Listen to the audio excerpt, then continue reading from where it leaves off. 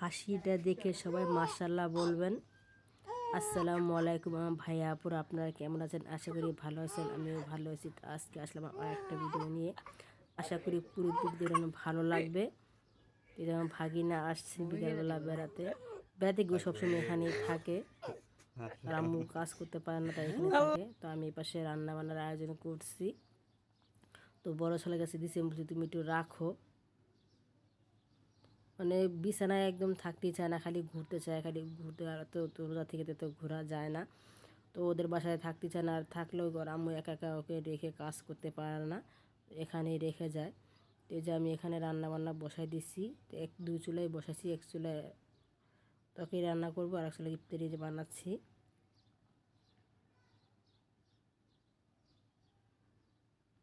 আর রোজার দিনে সবথেকে ঝামেলাই হলো এই যে ভাজা পড়ে এগুলো, আর এগুলো না করলে মনেই হয় না যে রোজা রোজা লাগে, এরকম লাগে না।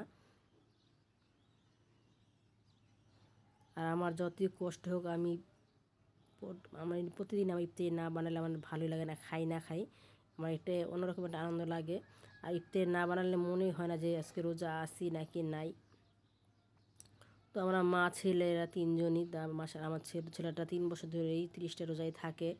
আর রহমতে এইবার তো আরও সুন্দরভাবে দিনকাল চলে যাচ্ছে। আর এইবার দিনকাল ঠান্ডা, খুবই ঠান্ডা, ভালোই লাগতেছে। সামনে দিন হয়তো আরও ভালো হতে পারে রোজার দিন, কারণ এখন তো রোজা আস্তে আস্তে ঠান্ডার দিনই পড়বে। তো যে আমার এগুলো ভাজা পোড়া শেষ হয়ে গেছে, পাশে আবার ভুট্টা বাগার দিয়েছি।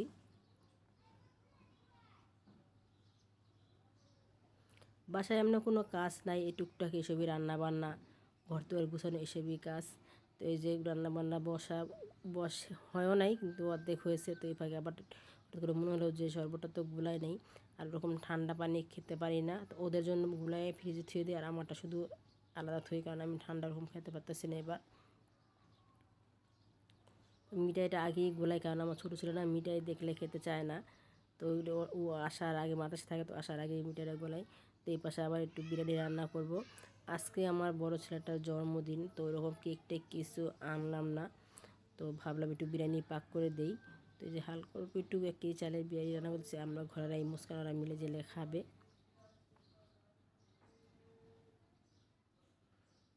এটা হয়েছে, একটু ঢিপিয়ে বসাই দিচ্ছি, বসে দুটো মানে আমি চুলা পার আসলে একবারে সব রান্না বান্না রাত্রে কাজ সব করে যেন চুলা পার না আসতে হয়।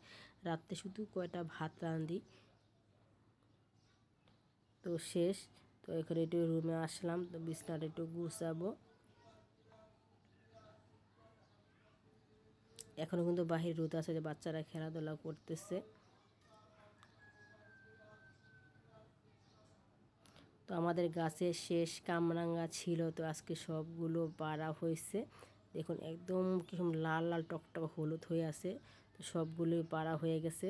তো এই বছরের শেষ, আবার কিন্তু ফুল হচ্ছে, কিন্তু এগুলো একদম শেষ। এই যে পাখি তো অনেকগুলো খেয়েছে, সবগুলো বেছে বেছে নিয়ে আসছে।